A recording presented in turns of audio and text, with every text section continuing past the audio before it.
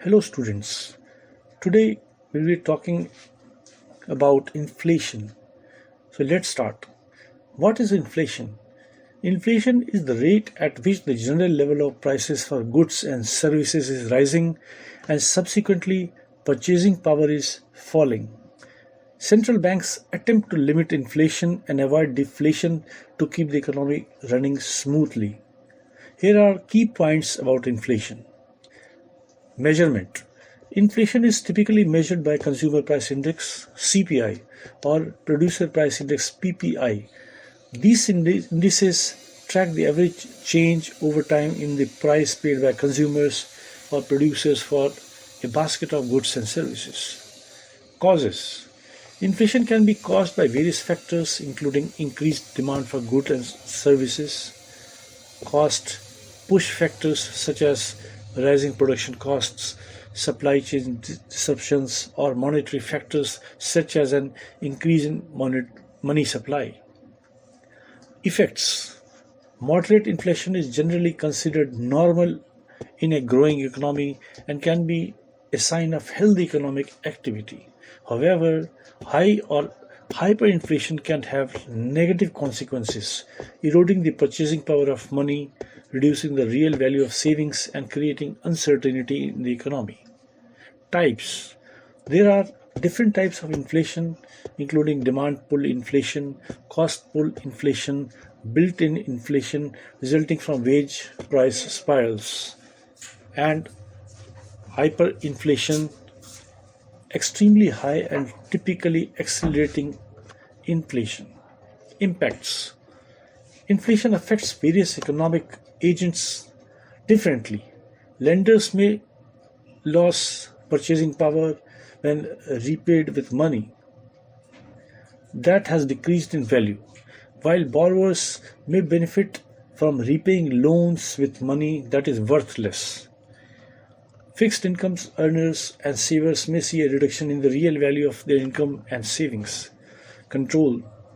Central banks such as Federal Reserve Bank in US and RBI in India or the European Central Bank in Eurozone use monetary policy tools to control inflation. These tools include adjusting interest rates, open market operations, and reserve requirements. Target rate.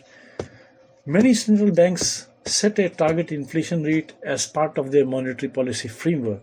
The target rate is often a moderate level designed to promote price stability and support sustainable economic growth.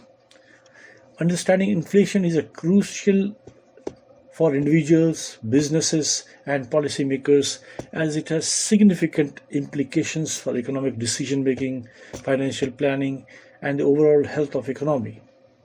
Central banks aim to maintain price stability to foster economic growth while avoiding the negative effects associated with excessive inflation or deflation. How inflation is calculated? Inflation is typically calculated using price indices such as Consumer Price Index (CPI) or Producer Price Index (PPI). These indices measure the average change over time in the price of a basket of goods and services. Here is general overview of how inflation is calculated. Selection of goods and services. Consumer Price Index (CPI). For calculating consumer inflation, a representative basket of goods and services is selected. This basket reflects the spending habits of typical urban consumers. It includes items like food, clothing, rent, healthcare, transportation, and more. Producer Price Index (PPI). This index measures the average change in selling prices received by domestic producers for their output. It includes the prices of raw materials, intermediate goods, and finished goods. Data collection. Prices for selected items in the basket are collected at regular intervals, often monthly. These prices are usually obtained through surveys conducted by statistical agencies or governmental departments. Base price. A period base period. A base period is selected against which the prices of goods and services in subsequent periods are compared. The index is set to 100 during the base period, and changes in index reflect the percentage change in prices from the base period. Calculation of index. The price index is calculated by dividing the cost of basket of goods and services in the current period by cost of same basket in the base period and then multiplying by 100. Mathematically, the formula for the price index is cost of basket in current period, cost of basket in base period multiplied by 100 is equal to cost of base period, cost of basket current into 100. So this is the formula. Now inflation rate calculation.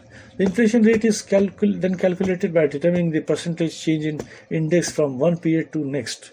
The formula for inflation rate is given below. Weighting. Items in the basket may be assigned different weights based on their relative importance in the average consumer spending. This weighting reflects the expenditure patterns of the population. Seasonal adjustments. Seasonal adjustments may be made to account for regular, predictable fluctuations in prices that occurs due to factors like holidays, weather, or sales. Publication. The calculated inflation rates are published regularly, providing insight into overall trend in the price movements in the economy. Governments and central banks uses these inflation indices to assess the overall price level in the economy and make informed decisions about monetary policy. It's important to note that different countries may have variations in the specific methods and indices used for calculating inflation. What are three main causes of inflation? Inflation can have various causes, and it's often influenced by a combination of factors. Here are three main causes of inflation. Demand pull inflation. Explanation. Demand pull inflation occurs when the overall demand for goods and services in the economy exceeds the available supply. This can be due to increased consumer spending, business investment, common expenditure, or net exports. Mechanism. As demand outpaces supply, businesses may raise prices to capitalize on the increased demand, leading to general increase in the price level across the economy. Costs push inflation. Explanation.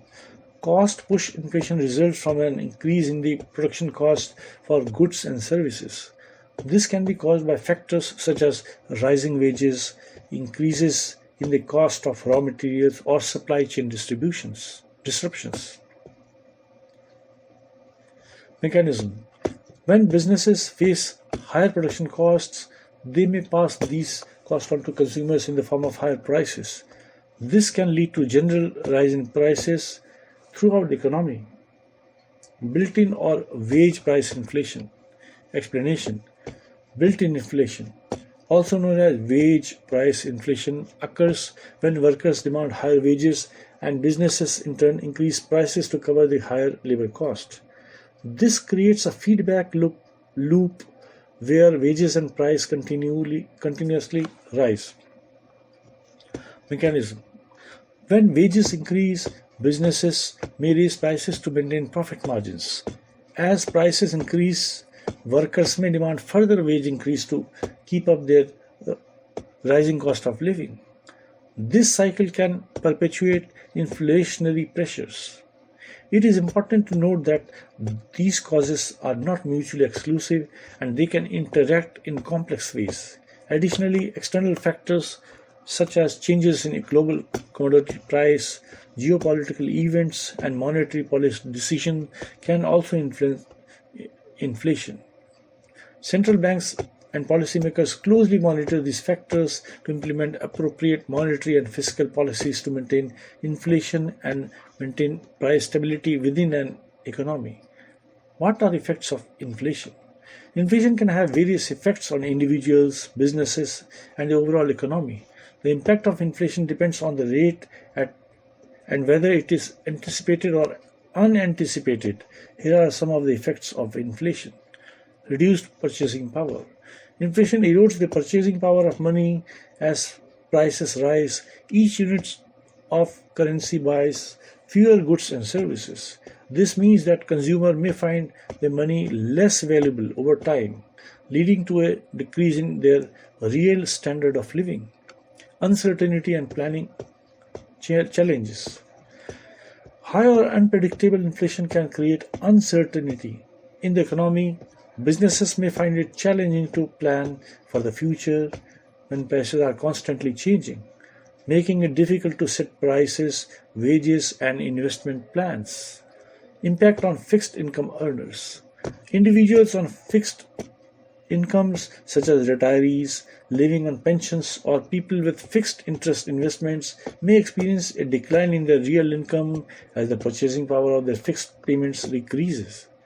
Distorted price signals. Inflation can distort price signals in the economy. It becomes more challenging for businesses and consumers to distinguish changes in the relative price signals, from changes in the overall price level. This can affect resource allocation and economic efficiency. Interest rate effects. Central banks may respond to high inflation by raising interest rates to curb spendings and reduce inflationary pressures. Higher interest rates can impact borrowing costs for individuals and businesses, potentially slowing down economic activity. Effects on savers and borrowers. Inflation can have contrasting effects on savers and borrowers. Savers may see the real value of their saving erode, while borrowers may benefit by repaying loan with money that is worth less in real terms. International competitiveness. If inflation is higher in one country compared to trading partners, it can affect the international competitiveness of that country's goods and services. Higher prices may lead to reduced exports and increased imports. Social and distributional effects. Inflation can have social and distributional effects impacting different groups of society differently. For example, those with assets like real estate may benefit from inflation, while those relying on fixed incomes may be negatively affected. Hyperinflation and economic disruption. In extreme cases, hyperinflation, that is very high and accelerating inflations, can lead to economic chaos.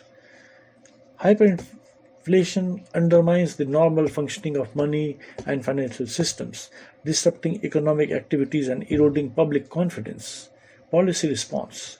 Governments and central banks often respond to inflation through monetary and fiscal policies. These measures, such as interest rate adjustments and changes in government spending, can have additional effects on economic activity. In summary, while moderate inflation is considered a normal part of growing economy, high or unpredictable inflation can create challenges and disrupt economic stability. Policymakers aim to strike a balance between fostering economic growth and maintaining price stability. How inflation can be controlled. Controlling inflation is a key goal of monetary policy for central banks and governments. Various measures can be employed to manage and control inflations. Here are some common strategies. Monetary policy. Interest rate adjustments. Central banks use interest rates such as the federal funds rates in the United States to influence borrowing and spending.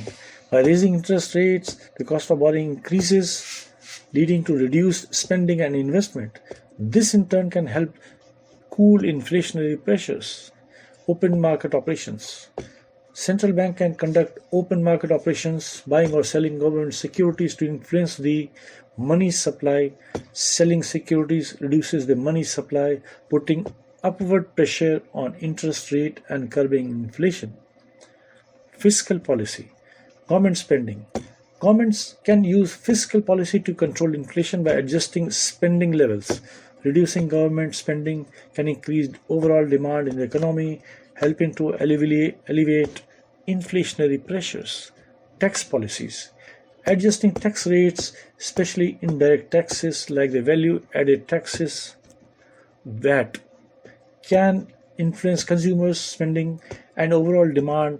Increasing tax can reduce disposable income and moderate spending. Exchange rate policy. Exchange rate management. In some cases, countries may use exchange rate policy to control inflation. The stronger domestic currency can help reduce inflationary pressures by making import cheaper. Wage and price controls. Price ceilings and wage controls.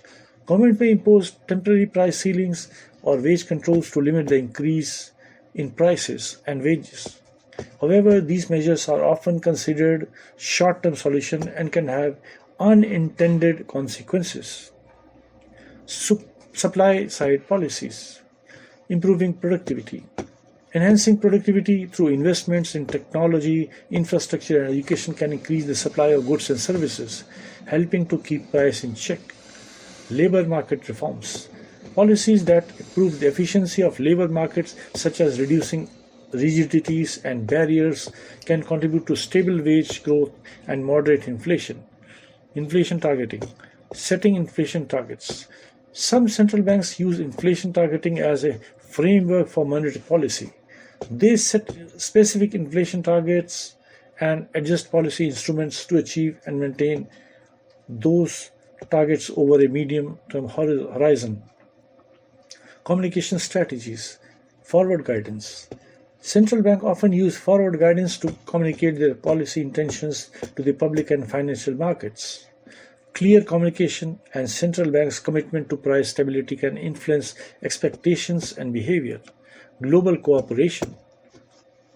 Coordinated policies. In a globalized economy, coordination among countries can be important. Efforts to address global imbalances, coordinate monetary policies, and manage external affairs can contribute to stable inflationary environments. It is important to note that effectiveness of these measures can depend on the specific circumstances of an economy. Additionally, a balanced approach is often required, as excessively tight policy can lead to economic slowdowns and unemployment. Policymakers seem to strike a balance between controlling inflation and supporting sustainable economic growth. What is deflation? Deflation is the opposite of inflation. It refers to sustained decrease in the general price level of goods and services in an economy over time. In a deflationary environment, the purchasing power of money increases, meaning that the same amount of money can buy more goods and services. Key characteristics of deflation include falling prices. The most evident feature of deflation is a persistent decline in prices across a wide range of goods and services. This can be caused by factors such as reduced consumer demand, excess production capacity, or a contraction in the money supply. Decreased consumer spending. In a deflationary environment, consumers may delay purchases in anticipation of lower prices in the future. This behavior can further reduce overall demand, leading to negative cycle where falling demand contributes to falling prices. Increased real debt burden. Deflation can increase the real burden of debt, while when prices are falling, the value of money increases, making it more challenging for borrowers to repay debts that were contracted at higher prices level. Impact on business investment.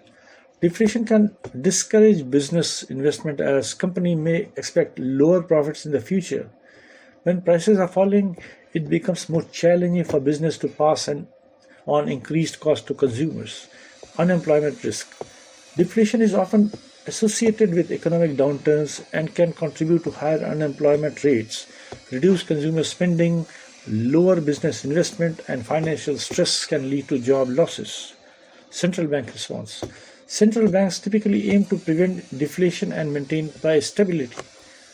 They may use monetary policy tools such as lowering interest rates or implementing unconventional measures like quantitative easing to stimulate economic activity and prevent a deflationary spiral. Real interest rates. In a deflationary environment, nominal interest rates may be low or even negative, but real interest rates adjusted for inflation can be higher. This can have implications for borrowing and lending decisions. Asset price deflation. Deflations can also affect asset prices, including real estate and financial assets. Falling prices can lead to decline in value of these assets, affecting the wealth of households and investors.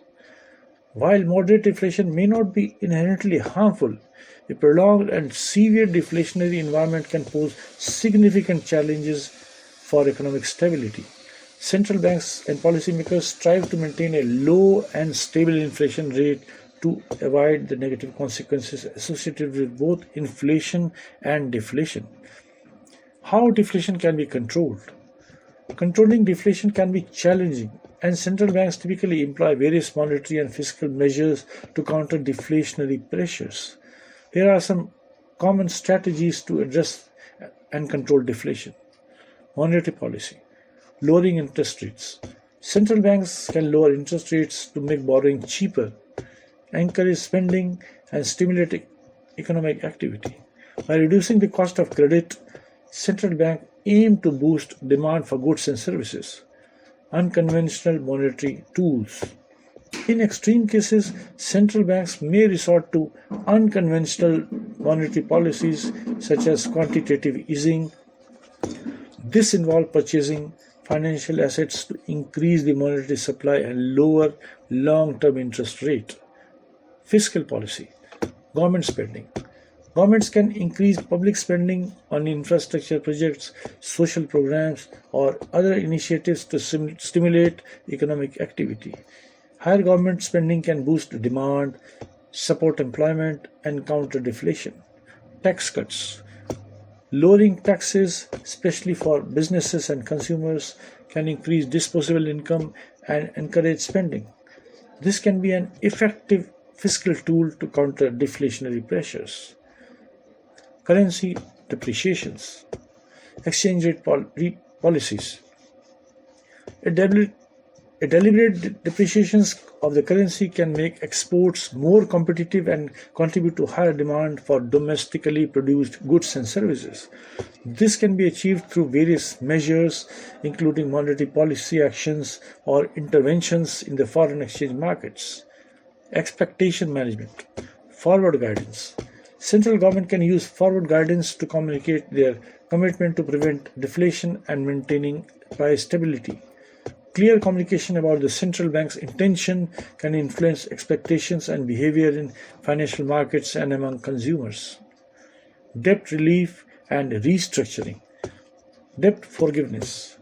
In severe deflationary situations, policymakers may consider debt relief or forgiveness for individuals and businesses to ease the burden of existing debts. This can help improve financial stability and support spending. Structural reforms. Labor market reforms. Structural reforms that improve the efficiency of labor market can contribute to higher employment and wage growth, supporting overall demand. Productivity enhancements. Policies aimed at enhancing productivity, innovations, and efficiency can contribute to economic growth and counter deflationary pressures. Avoiding austerity measures. Balanced fiscal policy. In times of deflation, policymakers may avoid implementing austerity measures such as drastic spending cuts, as these measures can further dampen economic activity. It is crucial to note that the effectiveness of these measures can depend on the specific circumstances of the economy. Additionally, the success of anti-deflationary policies often relies on coordinated effort between monetary and fiscal authority.